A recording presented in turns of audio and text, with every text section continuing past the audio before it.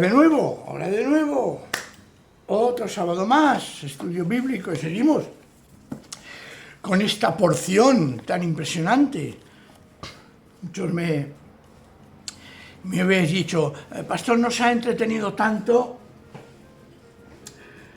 como se podía haberlo hecho en la parábola del padre que perdona a su hijo, del hijo perdido. Pues sí, es cierto, pero sin embargo, todos conocemos de sobra esta parábola del hijo perdido y todos conocemos también historias personales, comunitarias, de hijos perdidos. Pero por eso no voy a dejar de continuar con esta parábola de expresiones tan a veces controvertidas, a veces difíciles de entender. Y aquí parece en el versículo 13 al 16, que vamos a considerar esta tarde, parece como si el Señor quisiera que lo que nos enseña quedase grabado en nuestra mente de manera imborrable, porque sigue insistiendo. Fijaos, ningún criado puede servir a dos amos, porque odiará a uno y querrá al otro, o será fiel a uno y despreciará al otro. No se puede servir a Dios y al dinero. Los fariseos, que eran amigos del dinero, al oír estas cosas, se burlaban de Jesús. Bueno, fíjate tú, este hombre desprecia el dinero. Y él les dijo, vosotros pasáis por buenos delante de la gente, pero Dios conoce vuestros corazones, y lo que los hombres tienen por más elevado, Dios lo aborrece. Una parábola y unas palabras dignas de repasar una y otra vez, pidiendo que el Señor nos dé sabiduría para entenderla. Y de alguna manera, ahora ya el Señor es como si profundizase más y quisiera hablarnos al corazón. El Señor afirma que el servir a dos señores, a dos amos, es simplemente imposible. Si os acordáis, en otro momento Jesús dice, quien no está conmigo está en mi contra. Que conmigo no recoge, desparrama. La radicalidad del seguimiento a Jesús, hermanos y hermanas, es complementaria a lo que hablábamos el sábado pasado sobre el que es honrado o fiel en lo poco, también lo será en lo mucho. No penséis que aquí el Señor desvía el tema, que aquí el Señor se despista y se va por... No. Todo tiene un lazo de continuidad.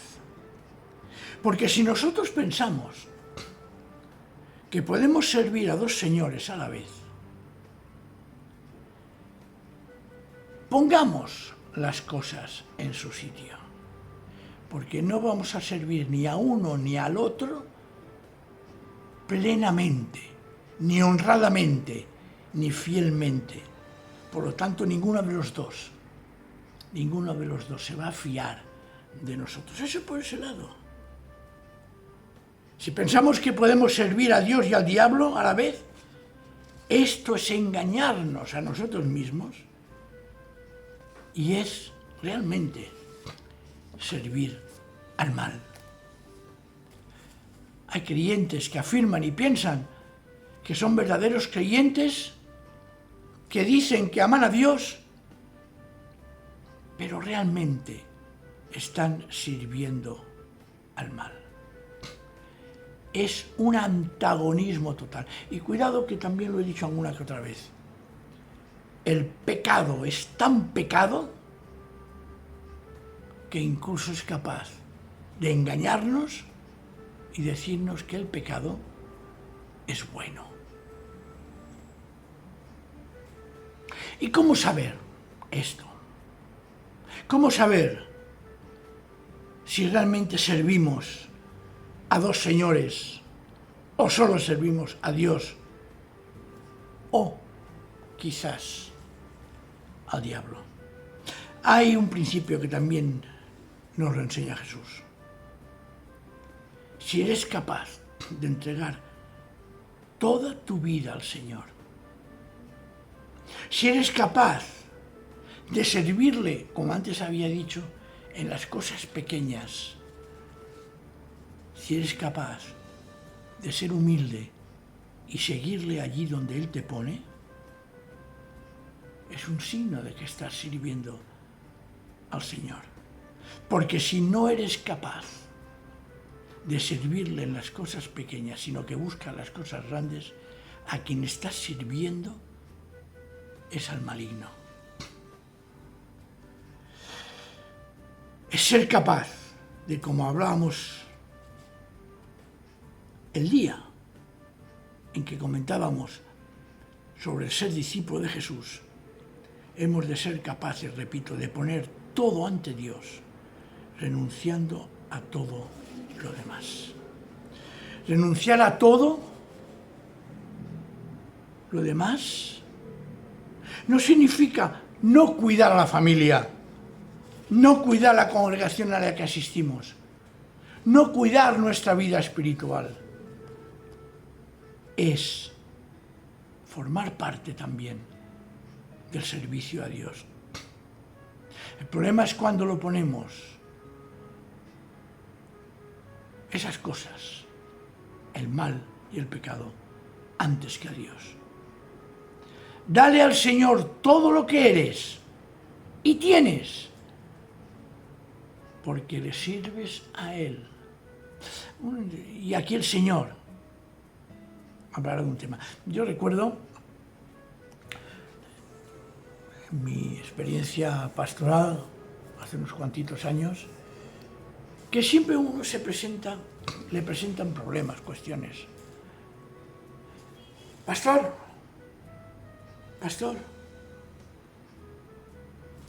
o la iglesia o mi familia. Claro, la pregunta es muy legítima, no cabe la menor duda, muy legítima, pero con trampa, porque no es cuestión de decidir ir a la iglesia o quedarse con la familia que no quiere ir a la iglesia. No. La cuestión es ir a la iglesia y servir a la familia de tal manera que formen un solo bloque. No es cuestión de decidir. Es cuestión de vivir el Evangelio en la iglesia y en la familia. Porque iglesia, familia, ha de estar unida. Nunca hagamos o caigamos en la trampa. Que eso el Bañetas, como dice Monse, es un especialista. Caigamos en la trampa de decir, tienes que decidir o esto o lo otro, no. Iglesia y familia han de estar unidos para servir en la iglesia y en la familia al Señor. Hay que buscar que la iglesia viva, que la congregación, que el amor fraternal que hay en la iglesia también se transmite en la familia y que el amor familiar también se viva en la iglesia.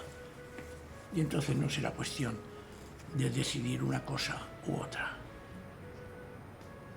Dale al Señor, repito, todo lo que eres y tienes, porque le sirves a Él. Y lo que tienes también es la familia. Y quien pone familia dice cualquier otra excusa. Pensar que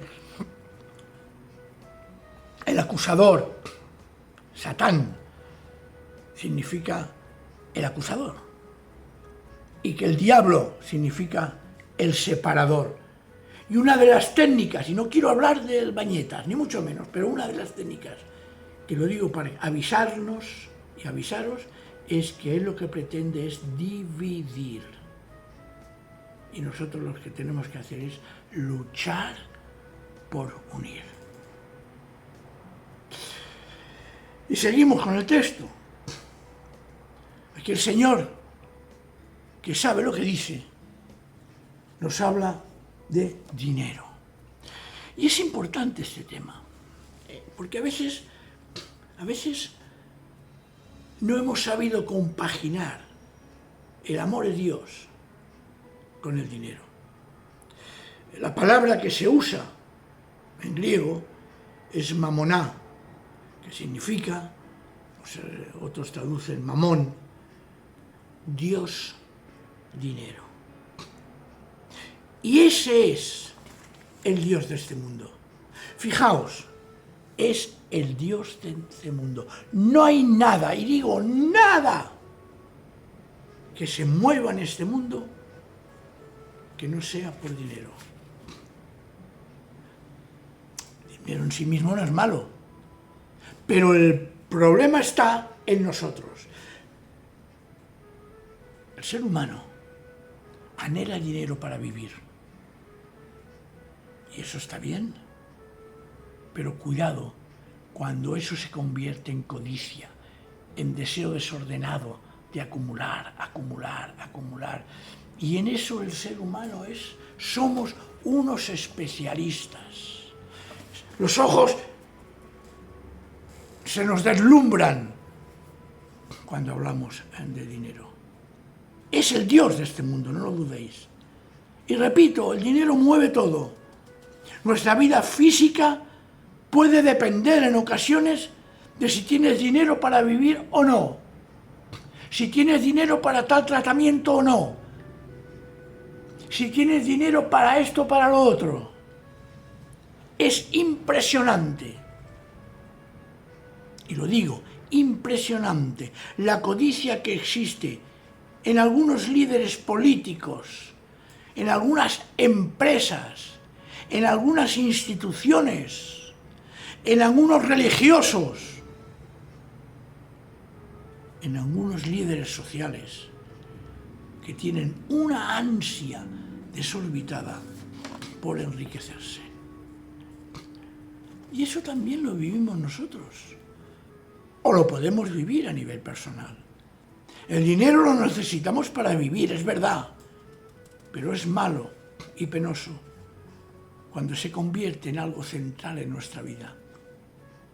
Repito y que no quede la menor duda, hemos de trabajar, hemos de buscar los medios, en este caso dinero, para vivir,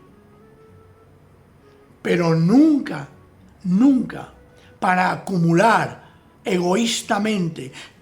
Claro que sí, que podemos acumular ese pequeño rinconcito para cualquier eventualidad. Eso también el Señor nos habla de la prudencia. Ahora, ¿dónde está tu corazón?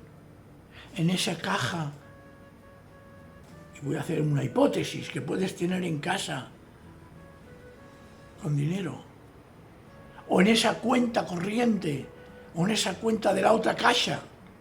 Cuando digo caja, digo caja, cualquier banco, en que es meter dinero. ¿Y al final qué? Si no sabes si mañana vamos a estar o no a estar. Porque el Señor siempre nos da lo que necesitamos, no lo que nosotros creemos que necesitamos. Pero también hay otra cosa. Estamos hablando de los que tienen dinero. Hay quienes creen que por no tener dinero no son esclavos de él, y eso es falso. Sinceramente, no hace falta ser rico para servir a las riquezas.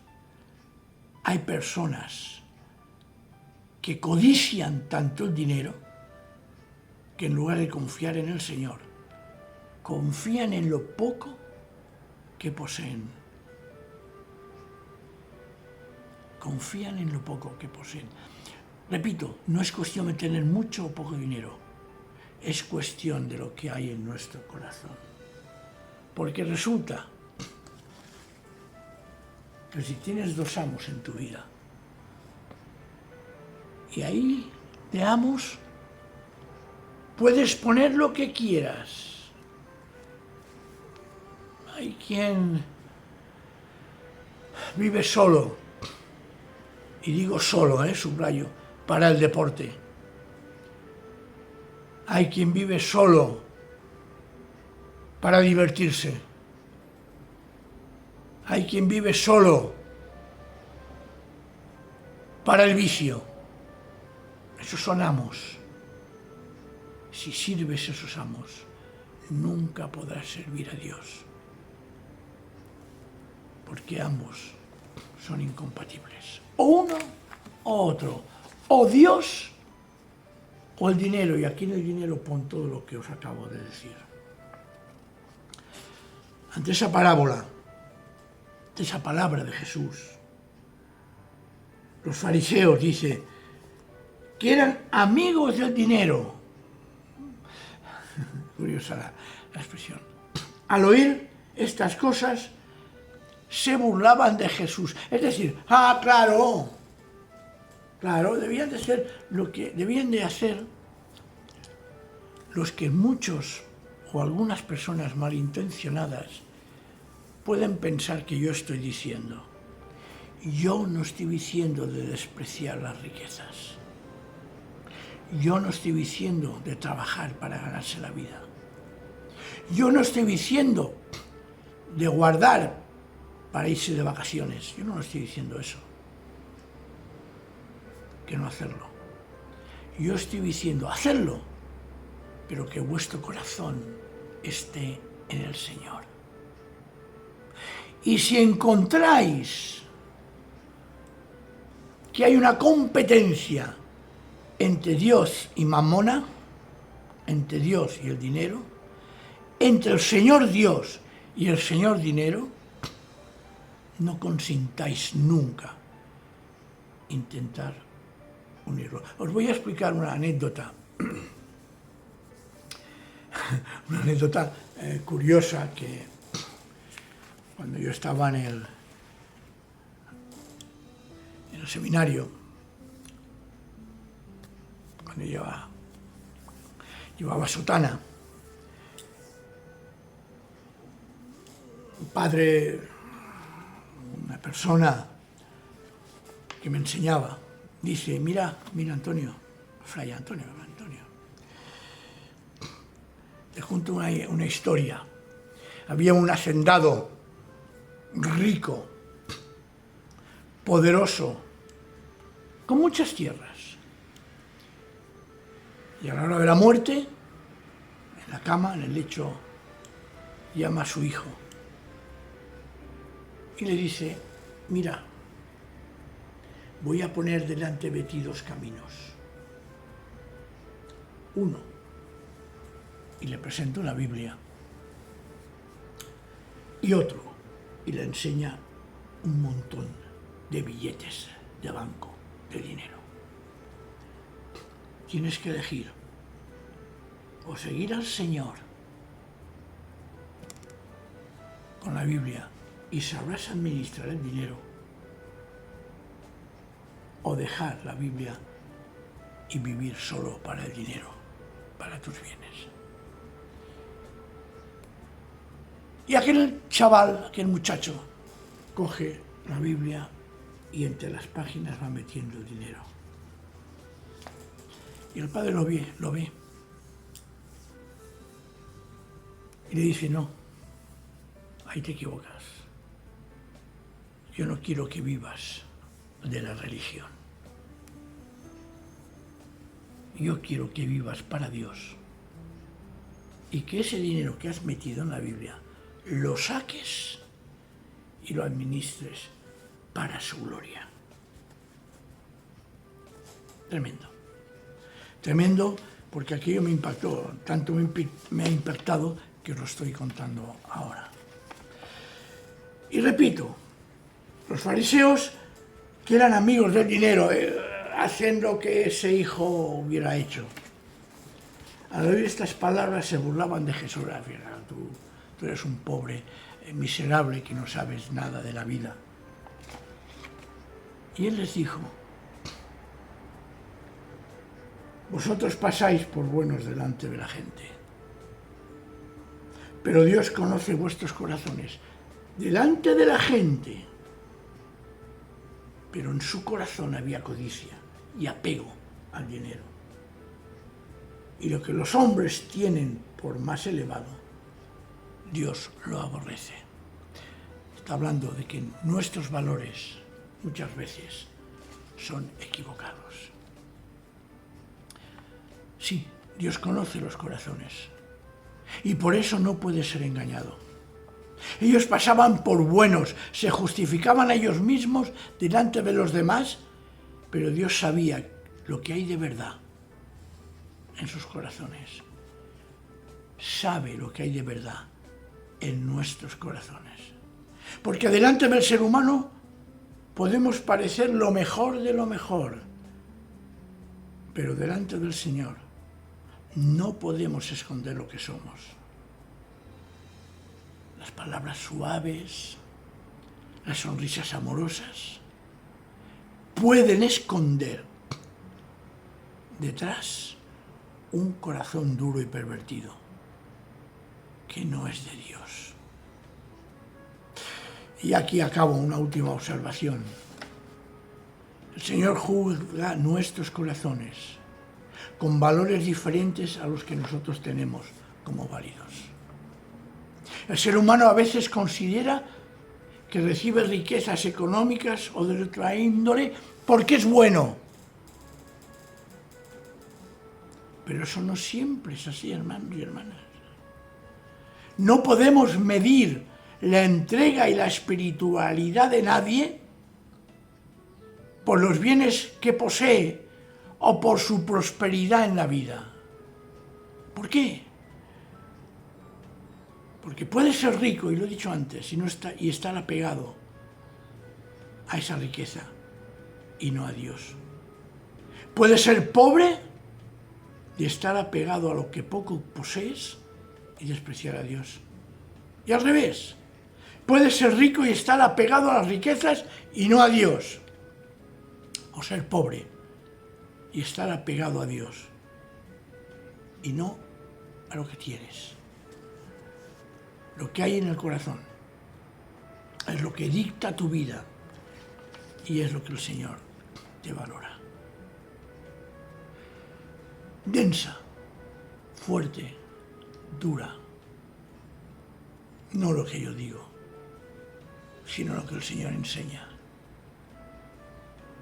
Y si lo que yo digo, lo que yo os propongo, lo que yo os presento, os consideráis duro, ¿qué será si leemos realmente este capítulo 16 del 1 al 15 en su totalidad, aplicándolo a nuestra vida? Que el Señor nos bendiga y que el Señor haga resplandecer su rostro sobre nosotros y nos dé paz. Amén.